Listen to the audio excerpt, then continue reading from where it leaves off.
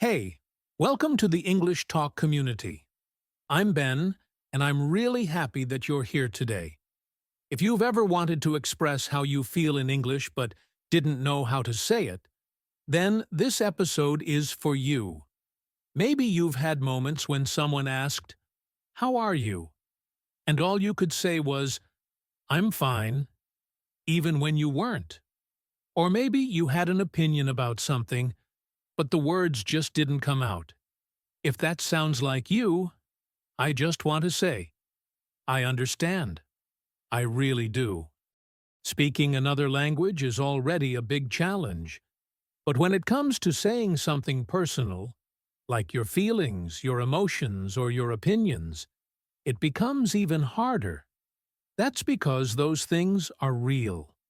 They come from inside. And sometimes, even in our first language, it's not easy to explain how we feel. So imagine doing that in English. It can feel like climbing a mountain with no map. You want to say something meaningful, but you're afraid it won't come out right. Or worse, you worry people won't understand you, or that you'll make a mistake and feel embarrassed. Let me tell you something important. If you feel this way, you are not alone. In fact, most English learners go through this. I've talked to people from Spain, Germany, France, Italy, Portugal, from all over the world, who say the same thing. I can talk about daily things, but I freeze when I need to express how I feel. That's why we're here today. This episode is all about helping you speak from the heart in English, even with simple words. You don't need fancy vocabulary. You don't need perfect grammar. What you need is confidence, clarity, and connection. And that's exactly what we're going to build together today. I want to ask you something. Have you ever had a moment where you felt something, sadness, joy, stress, relief, but couldn't say it in English? Have you ever wanted to share your opinion in a conversation, but held back because you didn't trust your words? If your answer is yes, then I want you to know this episode is going to help you. Today, I'll show you how to express your feelings and opinions in a way that sounds natural, simple, and real. You don't need to sound like a native speaker. You just need to sound like you. This is not about memorizing phrases or learning difficult expressions. This is about using what you already know and learning how to say more with less. I'll give you real-life examples. We'll hear about people just like you, from different cities and cultures, who learn to express themselves in English step by step. You'll see that you can do it too, and I'll be right here with you the whole time. Let me give you an idea of what this could look like. Imagine this. You're at work, and your colleague from another country asks, "How was your weekend?" But the truth is, your weekend was kind of difficult. Maybe you had a bad day. Maybe you felt a bit lonely. But all you say is, "It was okay." That's the safe answer. But it's not the full answer. Now, what if you could say, "It was a bit hard. I felt a little down, but I'm okay now." Simple words, honest feeling, real connection. That's the kind of English we're practicing today. This is the kind of English that helps you build real conversations. It's not just about language, it's about communication. And communication means connection.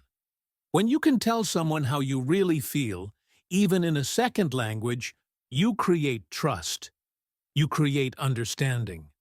And when you share your opinions clearly, people listen to you. They take you seriously. That's powerful. That's what we want for you. And look, don't worry if you make mistakes. Mistakes are part of the process. Everyone makes them. What matters is that you speak, that you try, that you give yourself permission to be human. Because fluency doesn't come from perfection. It comes from expression. The more you express yourself, the faster your confidence grows. So, here's the deal. If this episode helps you today, if it speaks to your experience, if it gives you a new way to think about speaking English, I want to invite you to do something small but powerful. Give this episode a like. Subscribe to the podcast. When you do that, you help this community grow. You help more people like you, find support, motivation, and real tools to speak English better. You know, a lot of learners feel like they're alone on this journey, but you're not. We're all walking this path together. And when you support this podcast, you help make that path a little brighter for someone else. So thank you. Thank you for being here, for showing up, and for saying yes to learning with your heart open. Now, let's make one thing clear. You don't have to be perfect to be understood. You just have to be clear and real. That's it. Today, we're not chasing perfect English. We're learning to speak from our truth, using the words we know, and growing from there, step by step, together. And to keep things light, I want you to relax. This isn't a classroom. You're not being tested. This is a space for you to breathe, to listen, and to learn at your own pace. So take a deep breath. Sit back. Let's make this fun, friendly, and helpful. By the end of this episode, you'll feel more ready to express what's inside you, in English and with confidence. You've got this. Let's keep going. Let me tell you something that changed the way I see language learning. You don't need to wait until you know everything to start speaking. You just need to start with what you already know. And I mean that. I know it might feel like you need to memorize long sentences or learn perfect grammar to express your thoughts and feelings in English, but the truth is, you can begin right now, right here, with just a few simple words. Think about how a child learns to speak. They don't start with complicated words. They don't worry about grammar rules or sounding impressive. They begin with what they see and feel. I'm happy. I'm cold. I want water. That's it. And it works. It connects them with the world. And that's exactly the kind of mindset that helps you grow as an English speaker, too. Let me share a story with you. Lucas, a young guy from Lisbon, Portugal, was always afraid of speaking English in front of people. He thought that if he didn't sound fluent, others would judge him. At work, he often stayed quiet during meetings, even when he had ideas to share. When people asked how he was doing, he'd just smile and say, "Fine." But that wasn't always true. One day, Lucas decided he'd had enough of feeling stuck. He told himself, "I'll just use the words I know." That small shift changed everything. He began using simple phrases to describe his mood. Instead of hiding behind a smile, he'd say, "I'm a bit tired today." Or, "I feel excited about the new project." Nothing fancy. No difficult words. But it was real. And because it was real, it had power. When you use simple words, people understand you. That's what matters most. We often forget that communication is not about sounding smart. It's about being understood. You don't need to say, "I am experiencing a mild emotional downturn." You can just say, "I feel a little sad," and that's enough. That's honest. That's natural. And here's the best part. When you start small, you grow faster. Why? Because you remove the pressure. You're not trying to impress anyone. You're just trying to connect. And that's how real fluency is built. Not with big words, but with clear words. Words that you feel comfortable using. Words that reflect your reality. You can begin right now. Think about how you feel today. Can you describe it in one sentence? Maybe something like, I feel a little nervous, or I'm feeling relaxed right now. That's it. That's your starting point. Every day, you can add a little more. I'm tired because I didn't sleep well. I feel happy because I talked to my friend. I'm a bit bored this afternoon.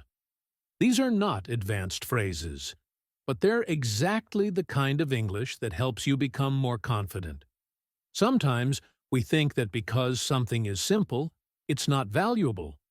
But actually, the most powerful communication is often the simplest.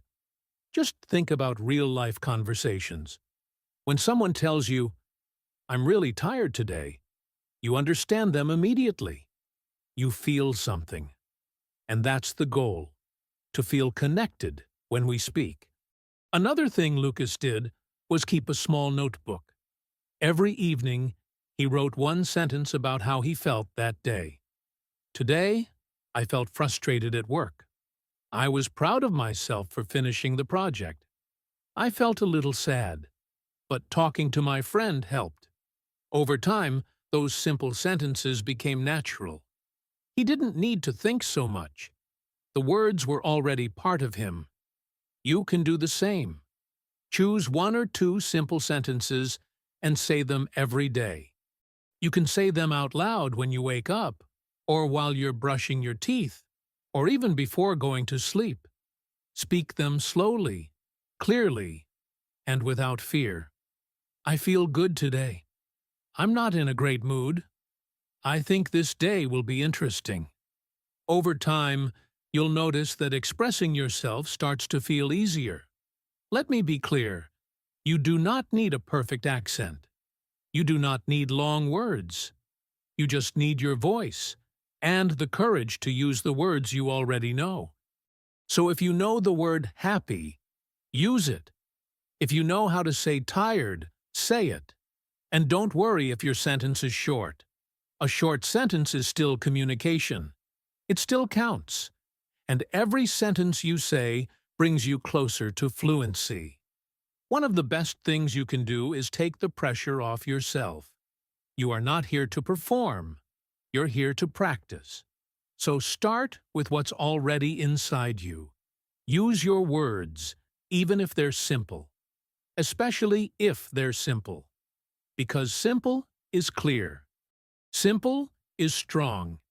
And simple is exactly what you need to move forward. You can even practice with a friend or a language partner. Say one sentence about how you feel and ask them to do the same. You'll be surprised how much you can learn from each other, even with just a few words.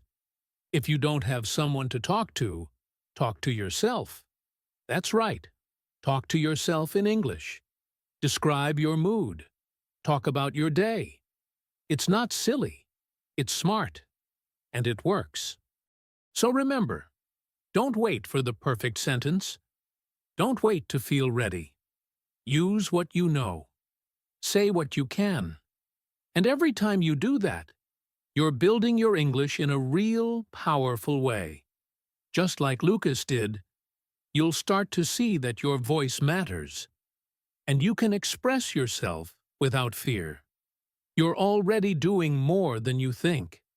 And the best part is, you're doing it your way, step by step, with words that are truly yours. Let me tell you about Marta.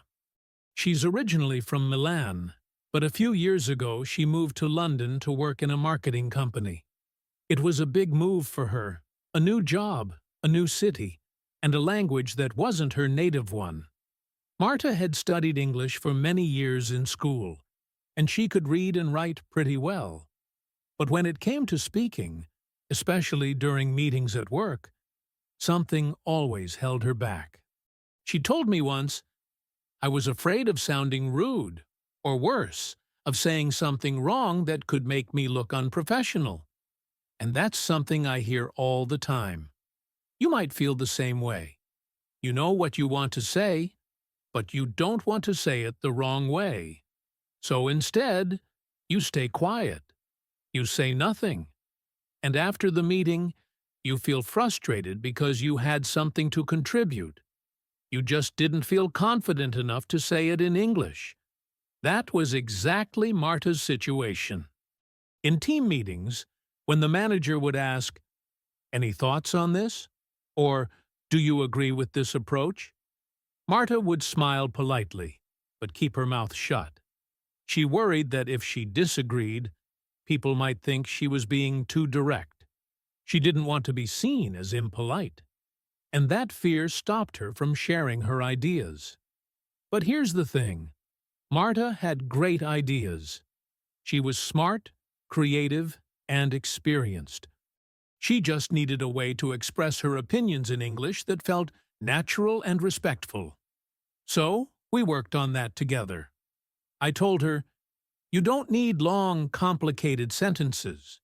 You only need a few simple phrases to make your voice heard." We started small. I gave her a short list of phrases she could use to express her opinion politely. "I think this idea could work. I'm not sure about this part. Maybe we can try a different way. I see your point, but I have a different opinion." These phrases are not difficult. They're soft, respectful, and very effective. They let you join the conversation without sounding too strong or too passive. And the best part? Marta already understood every word. She didn't need to learn new vocabulary. She just needed the courage to use what she already knew. The first time she used one of these phrases in a meeting, she was nervous. The team was discussing a new campaign, and someone suggested an idea that Marta didn't completely agree with. Her heart was beating fast, but she took a breath and said, "I think this idea could work, but maybe we can make it more simple." That was it. Just one sentence. But it was her sentence. She told me later that everyone in the room turned to her, nodded, and continued the discussion, including her input. No one laughed. No one corrected her.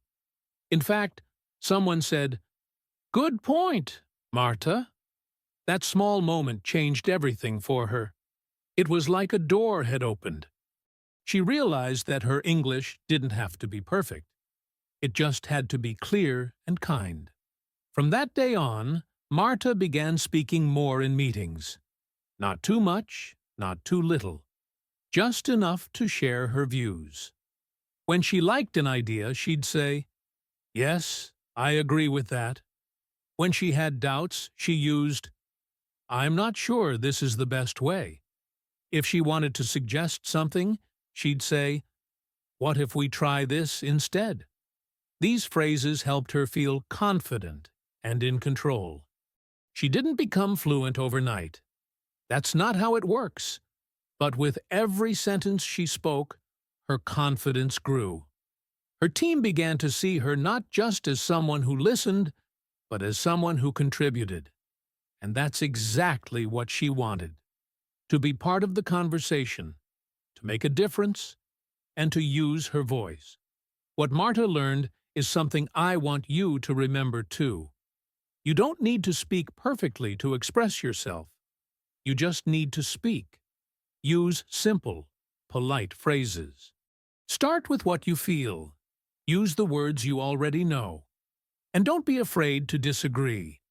There are gentle ways to do it. It's okay to say, "I see it differently," or "I have another idea." In fact, those kinds of phrases often make conversations better. When everyone agrees all the time, the discussion becomes flat. But when someone like you steps in and says, "I think we can try something new," that's when progress happens. That's when ideas grow. And you don't need perfect English to say that. You just need your voice. Marta once told me that learning how to say one small phrase gave her the courage to keep speaking. She said, "It was like I opened a little window, and every time I spoke again, that window got bigger." That's a beautiful image, and I think it's true for many of us. The more you speak, the more air you let in, the more room you give yourself to be seen and heard. So whether you're in a meeting, in class, or just having a conversation with a friend, I want you to try something. Think of one opinion you have. It can be simple. Maybe you prefer tea over coffee. Maybe you like quiet mornings more than busy nights. Now say it in English. Start with, I think, or, in my opinion. Practice it. Make it yours. The more you do this, the easier it becomes. And little by little, you'll find your own way to speak up, just like Marta did. You'll feel proud of yourself. And more importantly, you'll stop holding back. Because your ideas matter. Your opinions matter. And you deserve to share them in English, in your own voice. When it comes to speaking English, one of the best things you can do to feel more natural is to talk about your feelings. We all have emotions every day. Some are big, some are small, but they're always there. If you can describe how you feel using simple words, you open the door to real, honest communication. And the good news is, you don't need to know a lot of vocabulary to start doing this today. So right now, I want to share with you a list of easy and useful feeling words. These are words you can learn quickly, and most importantly, use in your real life. I'll give you short explanations and simple examples so you can really understand how they work. I'll also invite you to say them out loud. Yes, even if you're alone. Saying the words with your voice helps your brain remember them. So let's go. Let's start with the word happy. You probably already know this one. It's the feeling you get when things are going well, or when you enjoy something. For example, I'm happy because I had a good day. Or, she looks happy today. It's a word you can use all the time. It's simple, positive, and easy to say. Next, let's look at excited. This word means you are looking forward to something. You feel energy and joy because something good is coming. Like this: I'm excited for my trip next week. Or, he's excited about the new project. Repeat that word with me, excited. Try saying it in a sentence about your life. Now, here's another one. Nervous. This feeling comes when you're a little afraid or unsure about something, maybe before a test, a job interview, or speaking English in front of others. For example, I feel nervous before my presentation. Or, she gets nervous when she meets new people. Nervous doesn't mean something is wrong. It's a very human emotion. You can still speak and act while feeling nervous. Then we have worried. This one is a bit stronger than nervous. When you're worried, you're thinking about something that might go wrong. Maybe you're not sure what will happen, and it makes you uncomfortable. Like this: I'm worried about my friend. Or, he's worried he won't pass the exam. You can also say, I'm a little worried, to make it softer. That's a great way to keep things gentle and natural. Let's move to a positive one again. Proud. This means you feel good about something you did, or something someone close to you did. You feel success, and you're happy about it. For example, I'm proud of my progress in English. Or, she's proud of her son for graduating. This word is important because it reminds you to celebrate your wins, even the small ones. Now try this word, calm. It's the opposite of nervous or stressed. When you feel calm, your mind is quiet. Your body is relaxed. For example, I feel calm when I listen to music. Or, he's very calm in stressful situations. This is a great word to use when someone asks, how are you? And you want to say something more than just, I'm fine. Let's talk about tired. We all feel this one sometimes. It means your body or mind needs rest. You can say, I'm tired after a long day, or she was tired because she didn't sleep well. It's honest and simple, and people will understand exactly what you mean. Another useful one is confused. This is how you feel when something doesn't make sense, or when you don't understand something clearly. For example, I'm confused about this lesson. Or, he looked confused during the conversation. It's okay to say you're confused. It actually helps people help you. Let's add bored. This means nothing is interesting at the moment. You don't feel excited or focused. For example, I'm bored at home today. Or, she gets bored in long meetings. It's a common feeling, and it's easy to describe with this word. One more for now. Relaxed. This is similar to calm, but it's more about your whole body and mood. It's how you feel on a weekend, or when you're on vacation. I feel relaxed after my walk. Or, he's relaxed when he's with friends.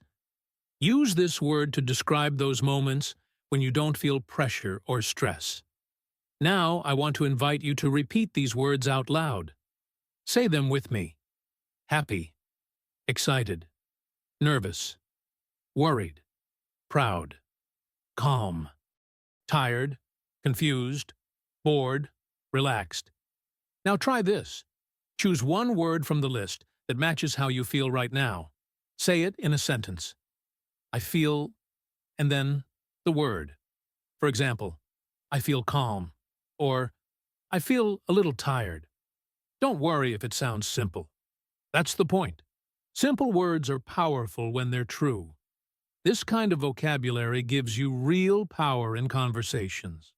You can use these words when someone asks, "How are you?" Instead of just saying, "Fine," try saying something more specific. I feel excited today, or I'm a bit nervous about tomorrow. These answers make the conversation more real, and they help people connect with you. You can also use these words to talk about other people. You can say, my friend is worried, or she looked proud at the ceremony. Sarud. Or even describe something you saw. The teacher was calm, even when the students were loud. It's all about learning how to notice emotions and talk about them in a natural way. You can practice this every day. When you wake up, ask yourself, how do I feel today? Then answer with one of these words. Write it down, or say it out loud. At the end of the day, do the same. What feelings stayed with you during the day? What changed? The more you practice naming your feelings, the easier it becomes to talk about them in real conversations. And over time, your vocabulary will grow, not just because you memorize more words, but because you use them. You live them. And that's how real fluency starts, with your own emotions, in your own voice. Let me tell you about something that happened to Leo, a young guy from Berlin who was learning English just like you. Leo had been living in London for a few months, working in a tech company where most of the communication happened in English. His grammar was solid. He could write clear emails and understand what people were saying in meetings. But when it came to talking about something personal, something emotional, he would freeze. Not because he didn't want to speak, but because he just didn't know how to express those kinds of feelings in English. One Monday morning, a colleague named Sarah asked him how his weekend had been. It was a simple question, a casual conversation starter. But Leo had had a rough weekend. He had felt lonely. His best friend from Berlin had just moved to another country. And he'd spent most of Saturday and Sunday alone, thinking about home, missing his family. When Sarah asked him, "How was your weekend?" he wanted to be honest. He didn't want to just say, "Fine," and move on. But he didn't have the words. He hesitated, looked down, and finally just said, "It was okay," with a small smile. And the conversation ended there. Later that day, Leo felt frustrated. Not because Sarah had done anything wrong, but because he couldn't express what he truly felt. And that's something I think many of us experience when learning a language. You can know hundreds of words, but if you don't have the emotional vocabulary, the simple, real words to talk about your feelings, you can feel stuck. It's like having a lot to say, but not knowing which key will open the door. Leo decided to do something about it. He didn't go look for complex vocabulary or idioms. He went back to basics. He started learning how to say simple things like, "It was a bit hard," or "I felt really alone this weekend." These phrases are not complicated, but they're real, they're honest, and most importantly, they're enough. I remember when he shared this shift with me. He said, "Ben, I didn't know I could talk about my emotions in such an easy way. I thought I needed to sound deep or smart, but now I see it's better to be clear than impressive." That hit me hard, because it's true. When we're trying to talk about something that matters to us, whether it's a rough weekend, missing home, or just feeling tired, we don't need fancy language. We need honest language. Words that we understand and can say with confidence. So, Leo started practicing. He would write short sentences in his notebook about how he felt each day. "I'm feeling a bit low. I miss my mom today. I had a peaceful morning." These small, simple statements became part of his daily English. And when someone asked him how he was doing, he could now answer without panic. He didn't feel pressure to explain everything perfectly. He just shared what was true for him in that moment.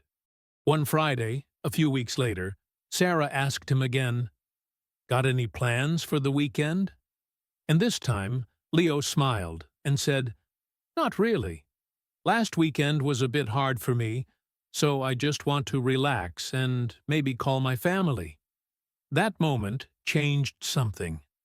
Sarah nodded and said, "I get that. I hope it's a better one this time." And they talked for a few more minutes about family, time alone, and the importance of rest. That's when Leo realized something powerful. When you share your feelings, even just a little, it invites connection. It makes people see you not just as someone learning English, but as someone with a story, a heart, a real life. And when you express your emotions in your own way, using words you feel comfortable with, it gives you more confidence to keep speaking, to keep learning.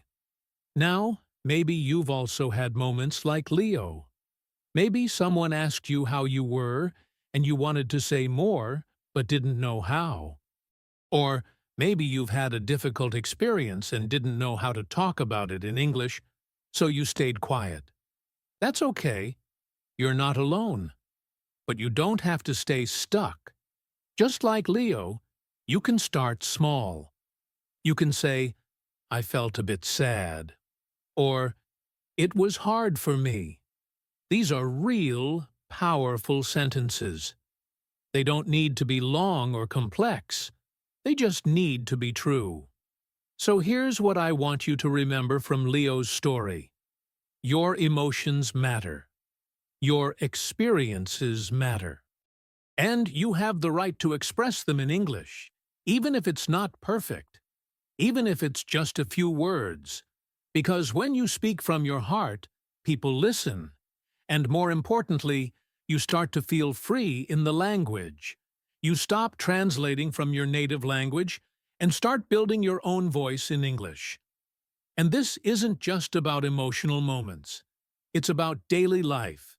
You can practice this every day. Instead of just saying "fine" or "okay" when someone asks how you are, try something else. Try, "I'm a bit tired," or "I feel good today." Instead of staying silent when something is bothering you, try saying, "It was a bit difficult," or I didn't feel great. These sentences are your building blocks. They are your bridge to real communication. Leo's story is one I share often because it's a reminder that language is not just a tool for information. It's a tool for connection. And when we allow ourselves to be real, even with limited vocabulary, we grow. We grow in confidence, we grow in fluency, and we grow in connection with others. So if you've ever felt stuck like Leo, know that it's not about speaking perfectly. It's about speaking honestly. And you can start right now with the words you already know. Keep it simple. Keep it real. That's how you build your voice in English. I remember the first time I had to disagree with someone in English. I was in a small group discussion, and someone shared an idea I didn't completely agree with. I froze. Not because I didn't have an opinion, but because I didn't know how to say it in a polite, natural way. I was afraid of sounding too direct, or worse, rude. Maybe you've felt the same. Maybe you've had something to say, whether it's agreement or disagreement, but the words just didn't come. And when they finally did, you weren't sure if they sounded right. That's what we're going to work through together right now. You don't need fancy words to express your opinion in English. What you need is a small group of simple, reliable phrases that feel natural and respectful. Let's begin with some ways to agree. Often, people think they need to say something like, "I completely agree with your statement," which sounds very formal and maybe even a little robotic. But you don't talk like that with friends or colleagues, right? Instead, you can simply say, "That's true," or "I think so too." These phrases are short, clear, and used all the time by native speakers. One of my favorites is, "I see what you mean." It's friendly, respectful, and it shows that you're listening carefully. You're not just agreeing, you're engaging. Another one that works well is, "That's a good point." This phrase is useful in discussions at work, in class, or even with friends when someone shares an idea that makes you think. You can add your opinion after that if you want. For example, "That's a good point. I hadn't thought about it that way." Now, what about when you disagree? This is where things get tricky. Many learners avoid speaking up because they don't want to offend someone. But in English, there are soft and polite ways to show that you have a different opinion.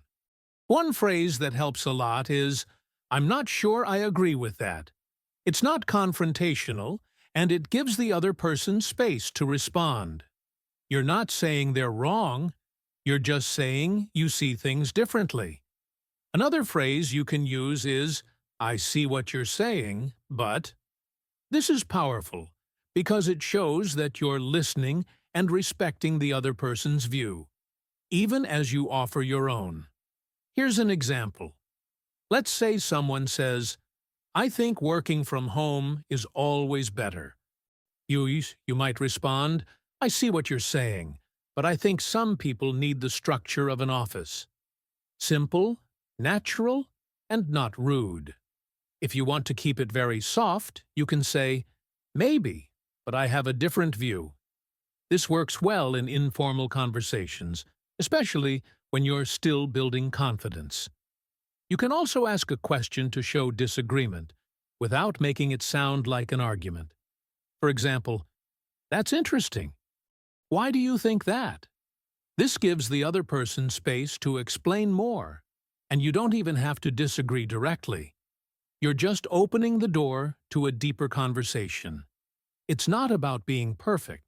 It's about being clear, respectful, and confident enough to speak. If you're not sure how a phrase will sound, practice it out loud. Try saying, "I think that makes sense," or "I'm not completely convinced." These are great phrases that many native speakers use when they're unsure or when they want to gently push back on an idea. Let me give you a few more useful phrases you can keep in your pocket. If you agree partially, you can say, I agree with some parts of that.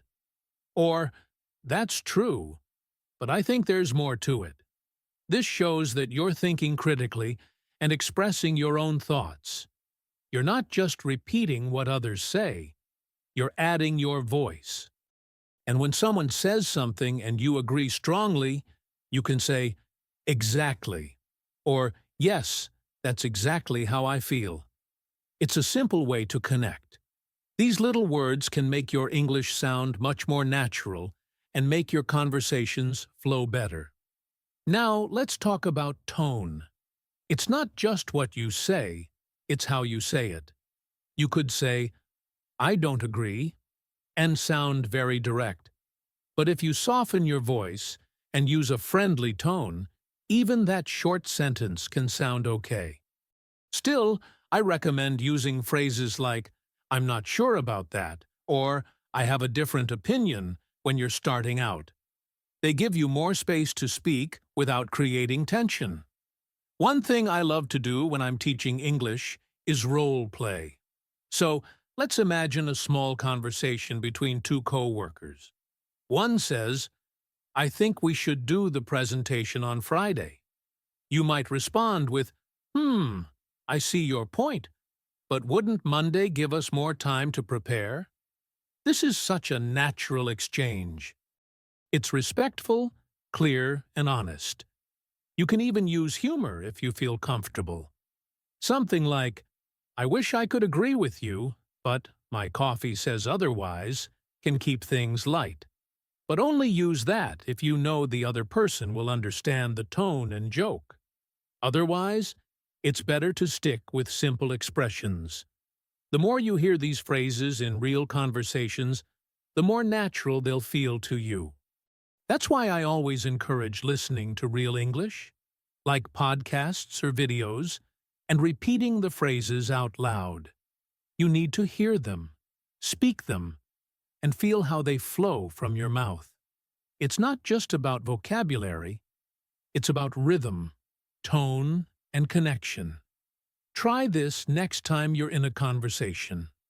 Pick one phrase to agree and one to disagree, and just use them. For example, say, that's a good point when someone shares something you like. Then, if someone says something you're unsure about, try saying, I see what you mean, but you don't need to use every phrase all at once. Just one or two to begin. That's how confidence grows, little by little. And when in doubt, ask questions. Do you really think so? Or, how did you come to that conclusion? These are great ways to keep the conversation going without putting pressure on yourself to come up with a long response. Curiosity is one of the best tools for good communication. You've got this. You don't need perfect grammar to have a real conversation. You just need the courage to show up and a few simple phrases to help you say what you mean. Keep those in your back pocket. Practice out loud, and trust that each time you speak, you're getting stronger. Let me tell you something that completely changed the way I see language learning. It's not always about the classroom or the textbooks or those long lists of vocabulary. It's about you, your real life. What you see, feel, do, and think every single day. That's your best training ground. I know it might sound too simple, but sometimes the most powerful tools are the ones we overlook. If you really want to grow in your English, you've got to bring it into your day, into your personal world. Make it part of your story, not just part of your homework. Every morning, when you wake up, you already have material to practice. You can start by asking yourself simple things like, how do I feel today? Or, what am I thinking about right now? You don't need fancy vocabulary. You just need to notice. Maybe you woke up tired. Say it. I feel tired today. Maybe you're excited about something. Say that too. I feel excited about my plans. The moment you connect language to your real emotions, something changes. You're not just memorizing. You're using English to live, and that makes all the difference. Now, let's make this even more real. I want you to try something with me. Think about your day so far. What did you do this morning? What happened at work or at home? Did someone say something that made you laugh? Or maybe something that made you frustrated? Can you describe it in English? Just in one or two sentences? Like, my boss asked me to stay late, and I felt stressed. Or, I had coffee with a friend, and we talked about our dreams. 2.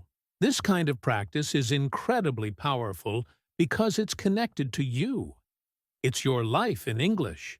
And if you feel a bit shy speaking out loud, start by writing.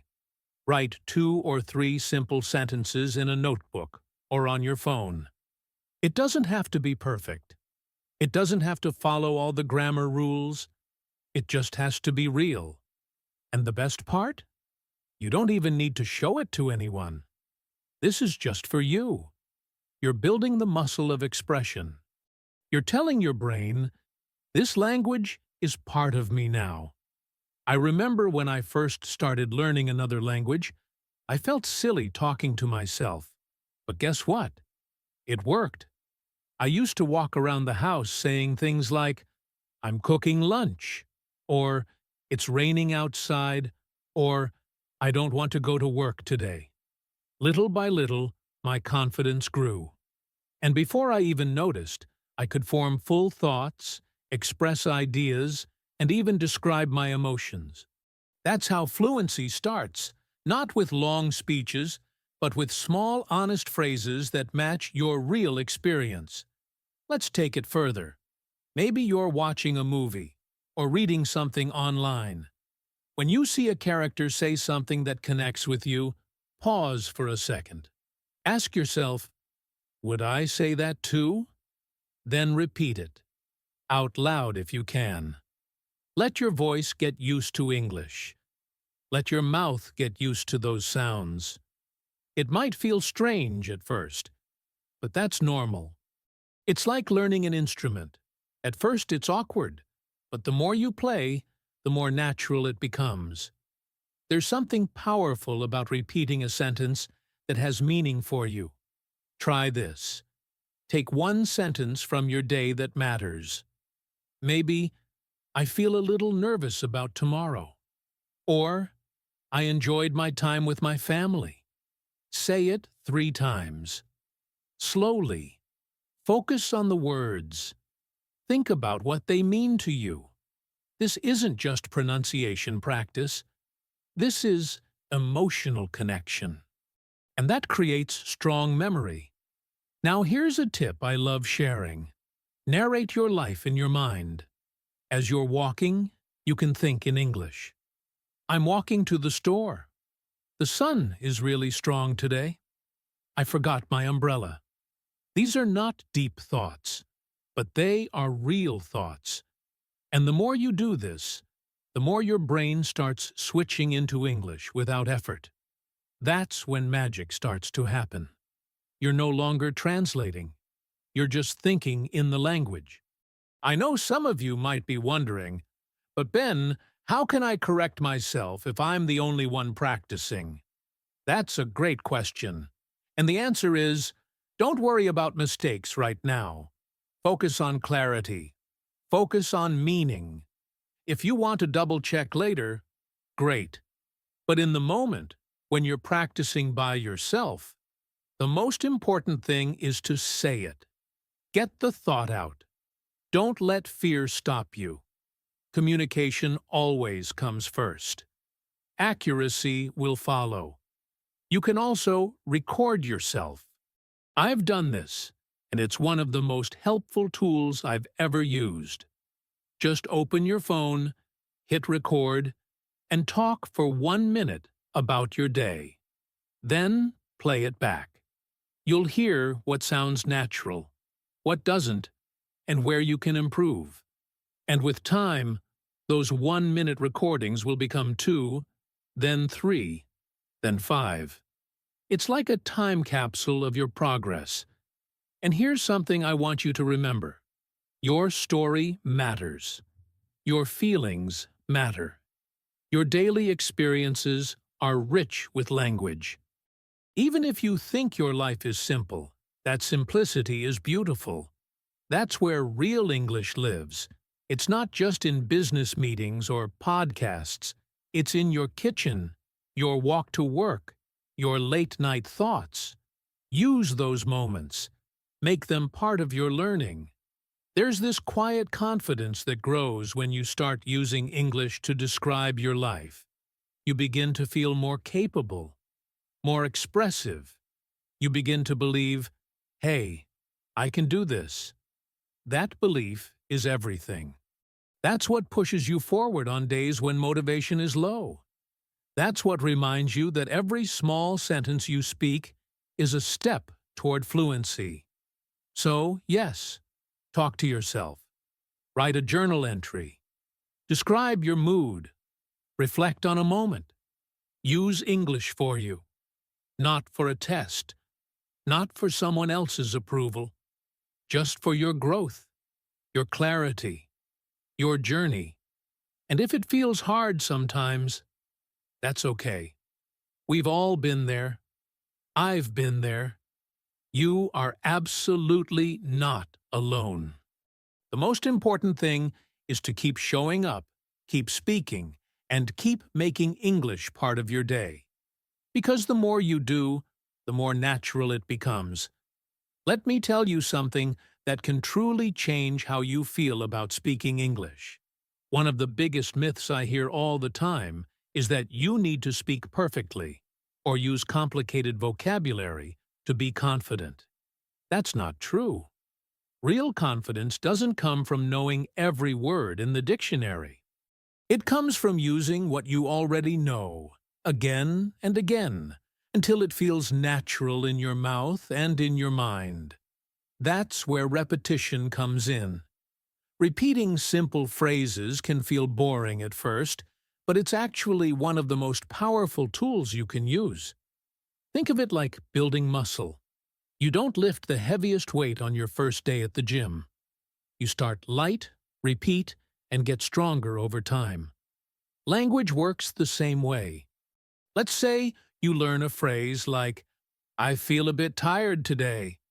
It's not complex, it's not fancy, but it's real, it's natural, and it's something you can use tomorrow, next week, even 5 years from now.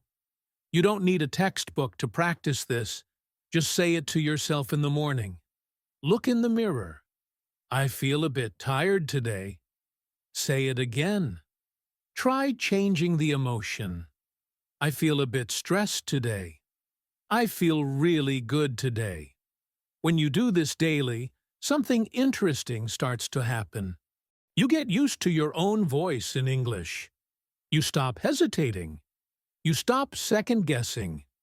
You begin to sound like someone who owns the language, even with just simple words. I've seen this with many learners, and I've been through it myself. You start by practicing small phrases, but you also need small wins. What do I mean by that? A small win could be saying one sentence in English without pausing, or understanding something in a conversation you used to miss, or writing a short message and feeling okay with how it sounds. These moments are more important than passing a grammar test, because they build your belief in yourself. And when you believe you can communicate, you actually start doing it more. Confidence grows from action, not from waiting until you're ready. Let me share some more key phrases that you can start repeating today. These are not just practice. These are real-life tools. Phrases like, in my opinion, it's better this way. This is something you can use at work, in class, or even in casual conversations. You don't need to say something deep. You just need to start participating. Or how about this one? I don't feel comfortable with that. It's honest, it's respectful, and it helps you express your boundaries, which is important in any language. You could also try, "That's interesting. I hadn't thought about it that way." You're showing that you're engaged, even if you don't agree completely. And you don't need to invent this language yourself. You just need to borrow it, practice it, and make it yours. So here's something practical. Choose 2 or 3 of these phrases and make them part of your day. You don't have to be sitting at a desk. You can be walking, doing the dishes, waiting for the bus. Say them out loud. Whisper them. Say them to your reflection. The point is to hear yourself say these words so often that you stop feeling weird about them. When you hear native speakers talk, you might notice they repeat the same phrases a lot. That's not laziness. That's fluency. We all rely on familiar patterns to keep the conversation flowing. You can do the same. And here's something else you might not realize. When you repeat something with intention, you train your brain to access it faster. So next time you're in a meeting or chatting with a friend and you want to say, "I don't feel comfortable with that," you won't have to search for the words. They'll already be there, waiting. That's why I say, don't wait to be fluent to speak. Speak to become fluent. It starts with small wins, and those wins start with repetition. One of my favorite exercises is what I call mirror time. It's simple. You stand in front of the mirror for 2 or 3 minutes, and you say 5 or 6 useful phrases, over and over. Not in a robotic way, but like you mean them. You can say, "I'm doing my best. I'm learning every day. I'm getting better." And yes, even things like, "I feel a bit nervous about this." That's fine. Say it. Own it. This is not just about English. This is about building your presence. When you speak, you show up. And the more you show up, the more comfortable you become. I know it sounds simple, and maybe even a little silly at first, but I promise, this kind of practice makes a huge difference. The more you say something, the more your mouth, your tongue, and your ears learn how it's supposed to feel and sound. You build a rhythm, and when your English has rhythm, it becomes part of you. You stop trying to remember and start to just speak. So the next time you're thinking, "I wish I could speak more confidently," remember that it's not about big words or fast talking. It's about small moments of practice, small phrases said with care, small wins that you allow yourself to notice and celebrate. That's where real progress lives. Now take a moment. I want you to pause, just for a few seconds, and ask yourself something simple but powerful. How are you feeling right now? Not yesterday, not earlier today, but right now. Try to put it into words, and not just in your native language. Can you say it in English? Even just a small sentence. That small moment of reflection is one of the most powerful tools you can use to grow your fluency. Sometimes we think learning English means memorizing more grammar, watching long videos, or doing hours of lessons. But what if I told you that fluency can begin with something as simple as noticing your own thoughts and naming them in English? I feel calm. Oh, I'm a little tired. I'm not sure why, but I feel nervous. These are real, meaningful phrases that connect language to life. And when that connection happens, something changes. You stop seeing English as a subject to study, and you start living with it, even just a little bit each day. One thing I often do at the end of the day is take a few minutes to talk to myself in English. I don't write it down. I don't try to be perfect. I just speak. I say something like, "Today was hard. I felt stressed at work. but I'm proud I finished my tasks. Or maybe, I'm excited about tomorrow because I'll meet a friend. These are simple thoughts, but they help me practice the vocabulary I need to talk about real life. Not textbook life, but actual experiences. So let me ask you this. What did you feel today? Can you describe your mood? Even if it was something small, like, I was a little bored in the afternoon, or I felt happy when I had coffee. That's enough. That's real practice. Don't wait for the perfect moment or the perfect sentence. Just speak. Speak with honesty, and the English will follow. And maybe today, you'll share that feeling with someone else. Maybe you'll comment on a post in English, or send a short voice message to a friend. Maybe you'll just look in the mirror and say, I'm learning. I'm doing better. That's progress. That's building a real habit. And it doesn't need to be big. It just needs to be yours. I remember a listener named Yara from Egypt who used to feel shy about speaking English. She told me that every time she tried to talk, her mind would go blank. But one day, after listening to an episode just like this one, she decided to try something small. She looked out the window and said out loud, "It's sunny. I feel peaceful." It wasn't a long sentence.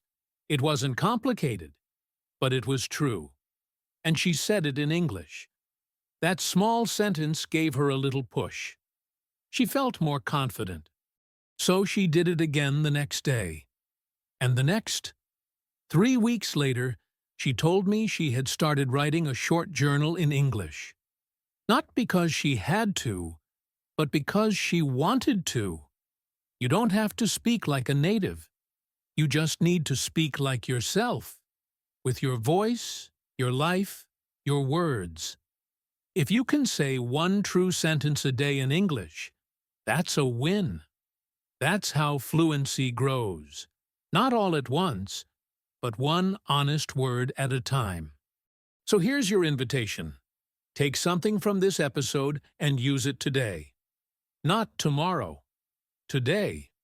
Use one new word or repeat one sentence from earlier.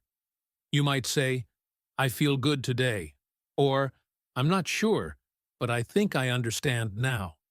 Just one sentence, out loud. Whisper it if you have to, but say it. Let yourself hear your voice in English. And if this episode helped you, even just a little, share it with someone. Maybe a friend who's also learning English, or someone who feels a little stuck, just like you did before. When we share what helps us, we help someone else feel less alone in the process. And that's what we're doing here, together. Creating space to learn, speak, make mistakes, and grow. You're not alone in this. You're part of a real community of learners who are showing up, one small sentence at a time. I'm glad you're here, and I hope you stay with us, because this journey has so much more to offer. Thank you so much for spending this time with me today. Remember, every step you take, no matter how small, is moving you closer to speaking English naturally and confidently. Keep using those simple phrases, practice with your real life, and celebrate your small wins every day. If you enjoyed this episode and found it helpful, please make sure to like it and subscribe to the English Talk community. Sharing it with a friend who's also learning English would mean a lot too. We're all in this together, and I'm excited to keep helping you on your journey. Stay curious, keep practicing, and I'll see you in the next episode.